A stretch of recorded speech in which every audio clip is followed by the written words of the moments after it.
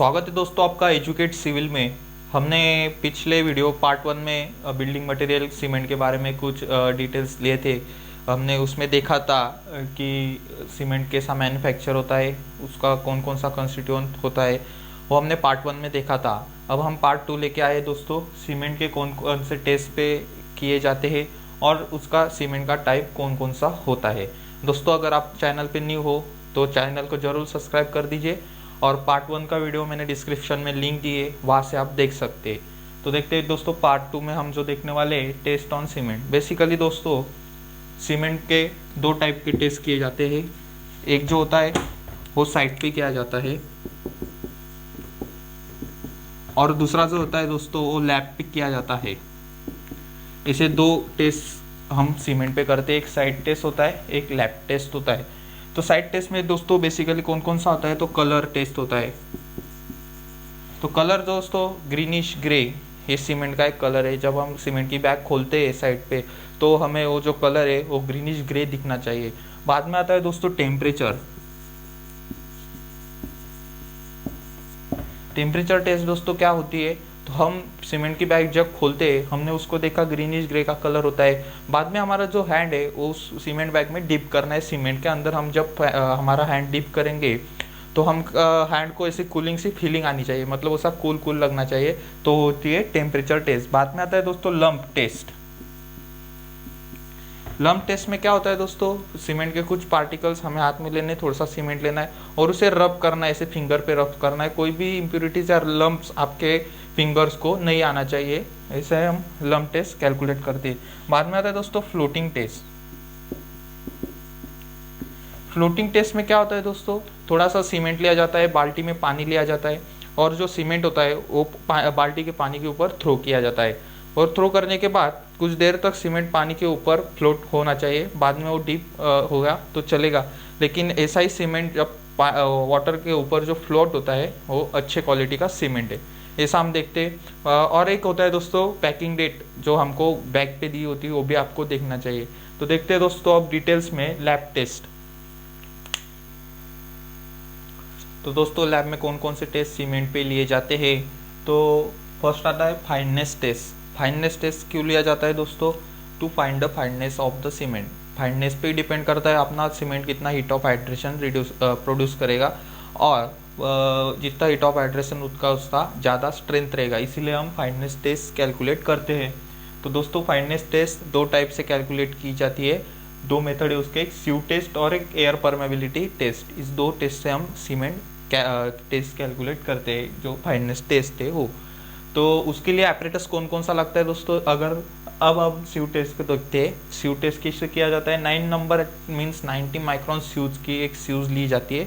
उसमें 100 gram of cement लिया जाता है और उसे 15 मिनट के लिए सीविंग किया जाता है और जिसका जो वेट आता है दोस्तों रिगेन्स नॉट 10% से ज़्यादा, मतलब जो ओरिजिनल वेट है उससे 10% से ज़्यादा उसका स्यूज में रिगेन्स ना होए, मतलब सीमेंट है वो 10% से ज़्यादा नहीं होना चाहिए।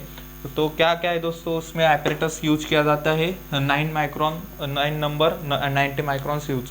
और वो क्यों फाइंड किया जाता है दोस्तों, फाइननेस मॉडुलस तो मैंने बोला कि to find the fineness of cement. Fineness पे ही डिपेंड करता है हीट ऑफ हाइड्रेशन और उसका स्ट्रेंथ। अब दोस्तों एयर परमेबिलिटी टेस्ट, दोनों का रिजल्ट सेम ही है।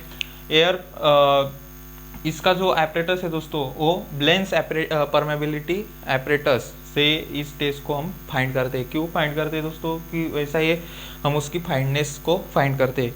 और जो दोस्तों इसका जो रिजल्ट है ब्लेंस एपरेटस का जो रिजल्ट है दोस्तों परमेबिलिटी, हमारा उससे सरफेस एरिया, एक ब्लेंस हमारा एपरेटस होता है वो एक सरफेस एरिया में वैल्यू देता है इसकी। तो पर ग्राम के लिए दोस्तों इसका सरफेस एरिया जो सीमेंट मॉलिक्यूल का हो 2250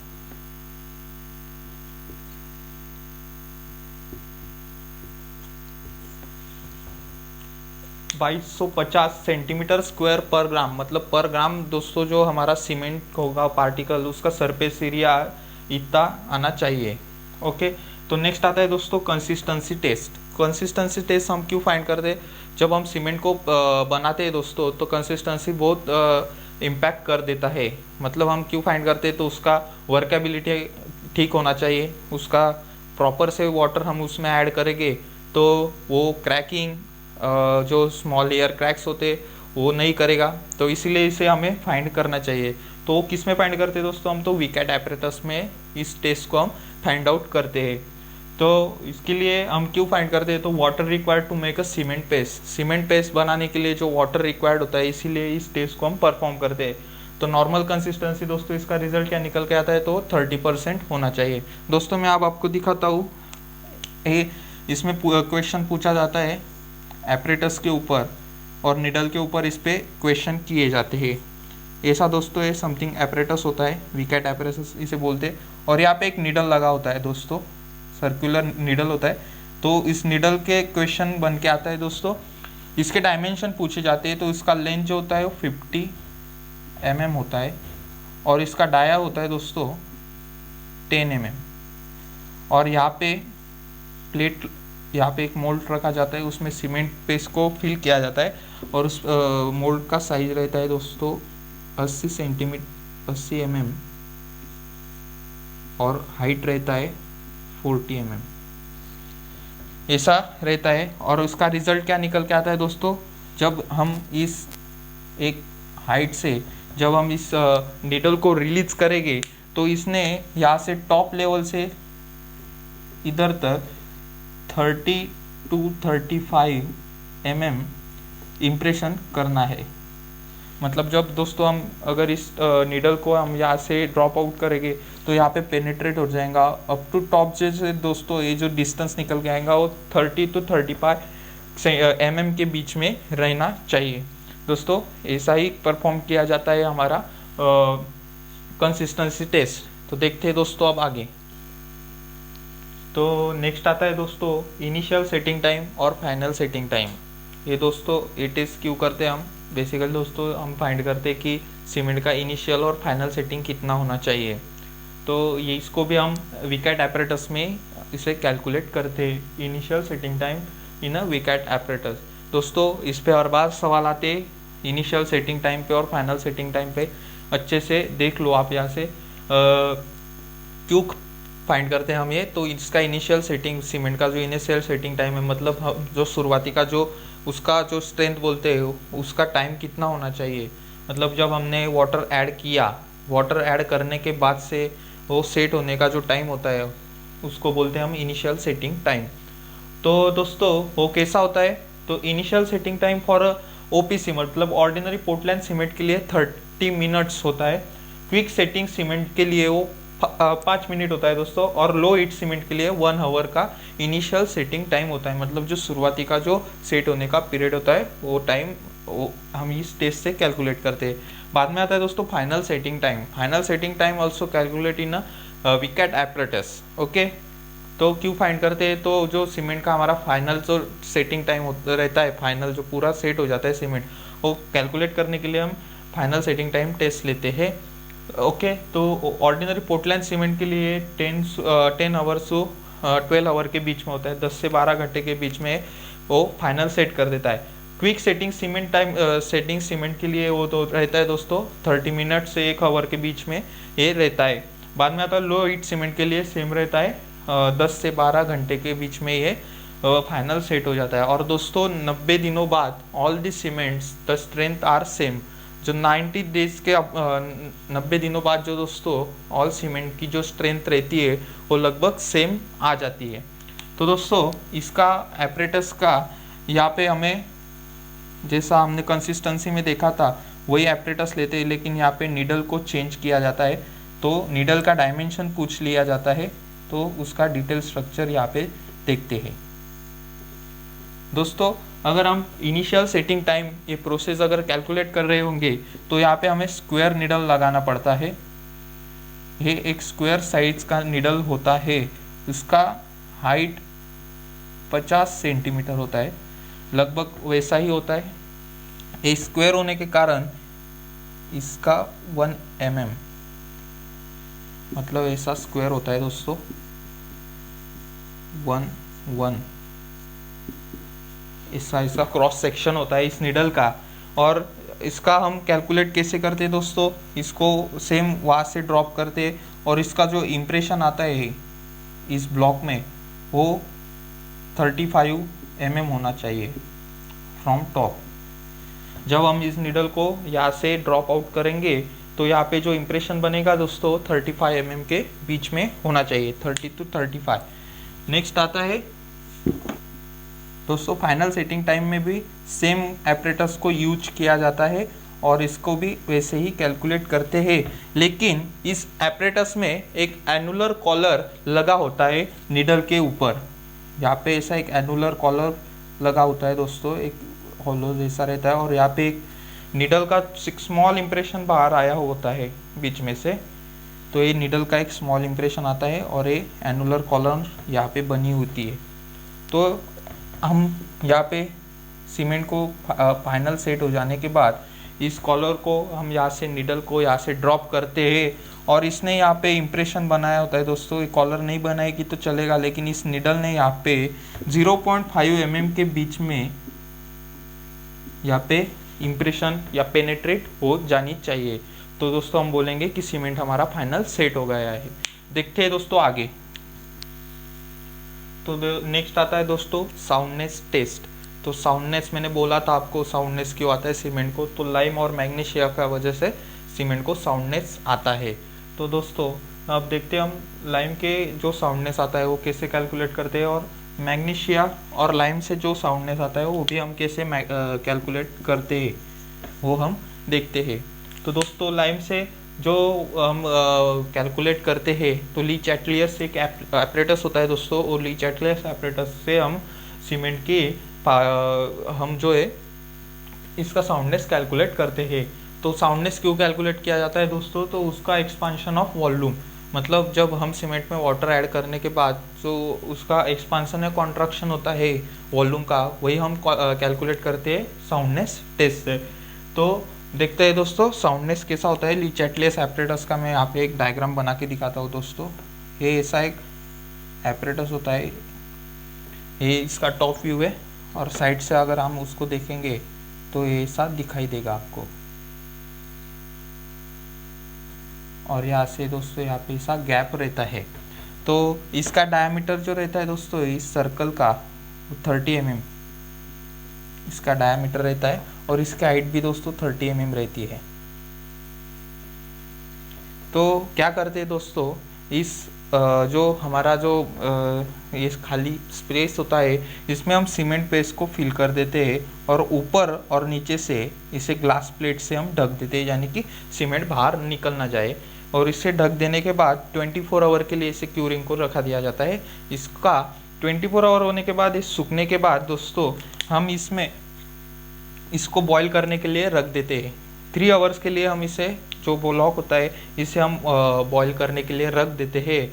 बॉईल करने के बाद यहाँ पे दोस्तों इसका ठंडा किया जाता है दोस्तों। जो पहला जो हम इसका लेंथ कैलकुलेट करते हैं उसे L1 बोलते हैं, L1 जो विदाउट बॉइलिंग होता है, और बाद में हम बॉईल करने के बाद इसका लेंथ निकाला जाता है L2 दोस्तों। इसका ही डिफरेंस लिया जाता है, वो नॉट मोर देन 10 mm से ज़्यादा इस दोनों का डिफरेंस ना आना चाहिए। इसको 3 आवर्स हम बॉईल करने के बाद इसको आधा घंटा हम कूल करने के लिए रखते हैं, और बाद में इसका लेंथ L2 कैलकुलेट करते हैं। नेक्स्ट है दोस्तों मैग्नीशिया और लाइम के वजह से जो हमारा साउंडनेस आता है सीमेंट को, वो कैसे कैलकुलेट करते हैं देखते हैं दोस्तों। मैग्नीशिया और लाइम की वजह से साउंडनेस कैसा कैलकुलेट करते हैं वो भी है। तो ऑटोक्लेव टेस्ट एक दोस्तों एक स्टीम मशीन रहता है जिसे हम ऑटोक्लेव टेस्ट मशीन बोलते हैं। उसमें स्टीम सैचुरेशन का प्रेशर रहता है दोस्तों, जो हमारा सीमेंट ब्लॉक बनाते हैं दोस्तों। पहले इसमें हम आप देख लीजिए, हम सीमेंट का ब्लॉक बनाते हैं दोस्तों। इसका डायमेंशन होता है 25 × 25 × 250 mm। इस ब्लॉक का डायमेंशन होता है दोस्तों। इसका लेंथ पहले नाप लिया जाता है, पूरा इसका कैलकुलेट किया जाता है, और बाद में इस ब्लॉक को बनाने के बाद इसे 24 आवर के लिए हम क्यूरिंग के लिए रख देते हैं। क्यूरिंग हो जाने के बाद दोस्तों इसे हम बॉईल करने के लिए रख देते हैं वाटर में 30 मिनट्स के लिए। ये वाटर में 30 मिनट्स के लिए हम इसे बॉयल होने के लिए रख देते हैं। और जो बॉयल होने के जो प्रेशर है दोस्तों स्टीम का, वो प्रेशर दिया जाता है 1.2 टू 2.1 के बीच में ये प्रेशर का वैल्यू दिया जाता है। और इसका जो इम्प्रेशन है दोस्तों, तो इसका जो एक्सपांशन होना चाहिए वॉल्यूम का ग्रेटर देन 8% से ज़्यादा नहीं होना चाहिए, मतलब अपना साउंडनेस प्रॉपर है। देखते हैं दोस्तों आगे स्ट्रेंथ टेस्ट। तो नेक्स्ट आता है दोस्तों स्ट्रेंथ टेस्ट। हम सीमेंट पे स्ट्रेंथ टेस्ट अप्लाई करते हैं। उसमें आता है compressive test and tensile strength test. तो कंप्रेसिव स्ट्रेंथ बेसिकली हम यूटीएम जो मशीन होता है हमारा यूनिवर्सल टेस्टिंग मशीन में यूटीएम, वो कंप्रेसिव स्ट्रेंथ कैलकुलेट किया जाता है। तो उसका हम क्यों कैलकुलेट करते हैं, तो कंप्रेसिव फोर्स कितना है हमारा सीमेंट का, कंप्रेसिव स्ट्रेंथ कितना है वो नापने के लिए हम कंप्रेसिव स्ट्रेंथ टेस्ट हम कैलकुलेट करते हैं। तो दोस्तों ये टेस्ट कैसा परफॉर्म होता है, तो 9 क्यूब किए जाते हैं 1:3 रेशो के, सीमेंट एंड सैंड के 9 क्यूब किए जाते हैं। और उसे वो 9 क्यूब लेने के बाद उसे 3 डेज 7 डेज और 28 डेज के उसे टाइम पीरियड पे उसे हम लोड अप्लाई करते हैं। तो दोस्तों 3 क्यूब हम 3 हिस्से में बांट लेते हैं। तो जो हम लोड अप्लाई करेंगे यूनिवर्सल टेस्टिंग मशीन का, वो 350 kg पर mm पर मिनट के हिसाब से हम इस पर लोड लगाएंगे। और देखते रिजल्ट में आपको आगे देता हूँ दोस्तों फुल टेबल बना के। तो नेक्स्ट आता है दोस्तों टेंसाइल स्ट्रेंथ। इसको किधर कैलकुलेट करते हैं, तो हम ब्रिकेटल्स एपरेटस में हम इस टेंसाइल स्ट्रेंथ प्रोसेस को कैलकुलेट करते हैं टू फाइंड टेंसाइल स्ट्रेंथ। तो कितना होता है दोस्तों, तो 10 to 15% ऑफ कंप्रेसिव स्ट्रेंथ। तो कंप्रेसिव स्ट्रेंथ होता है हमारा, उससे 10 to 15% होता है। देखते हैं दोस्तों उसका रिजल्ट। दोस्तों कंप्रेसिव स्ट्रेंथ के रिजल्ट कौन कौन से कैसे कैसे होते हैं, तो दोस्तों आपको पता है ऑर्डिनरी पोर्टलैंड सीमेंट 3 ग्रेड में हम डिवाइड करते हैं, 33 न्यूटन पर mm², 43 और 53, ऐसे 3 ग्रेड होते हैं। क्योंकि इनका स्ट्रेंथ 28 डेज के बाद इतना आना चाहिए, इसीलिए हम इसे डिवाइड कर देते हैं। तो दोस्तों 3 डेज के बाद जो ओपीसी का 33 ग्रेड का जो सीमेंट है उसका स्ट्रेंथ वो 16 न्यूटन पर mm² आना चाहिए। इसमें 23, इधर 27। बाद में आता है 7 डेज में 22, 33 और 37। 28 डेज में 33, 43 और 53। दोस्तों आप देख सकते हैं यहाँ पे एक ट्रिक मैं आपको यहाँ पे बता रहा हूँ। 33, 43 और 53 जो हमारा 28 डेज का है दोस्तों, ये ग्रेड ही है हमारा सीमेंट का। 33, 43 और 53 जो हमारा ग्रेड है, उसी से हम इस दोनों को हम पूरा टेबल कैसा याद कर सकते हैं। आपको पता है दोस्तों 3 ग्रेड होते हैं, 33, 43, 53। ओके, तो दोस्तों अगर आप इसका 2/3 कर देंगे तो आपका ये निकल के आंसर ये निकल के आ जाएगा। और दोस्तों आप अगर आप इसका 1/2 कर देंगे तो आपका आंसर ये निकल के आ जाएगा। तो दोस्तों आपको सिर्फ याद क्या करना है, जो 28 डेज बाद मतलब हमारा जो 3 ग्रेड का सीमेंट रहता है उसे सिर्फ आपको याद करना है। और जो स्ट्रेंथ निकल के आएगा 7 डेज और 3 डेज के बाद वो 2/3 या 1/2 कर देना है। ओके,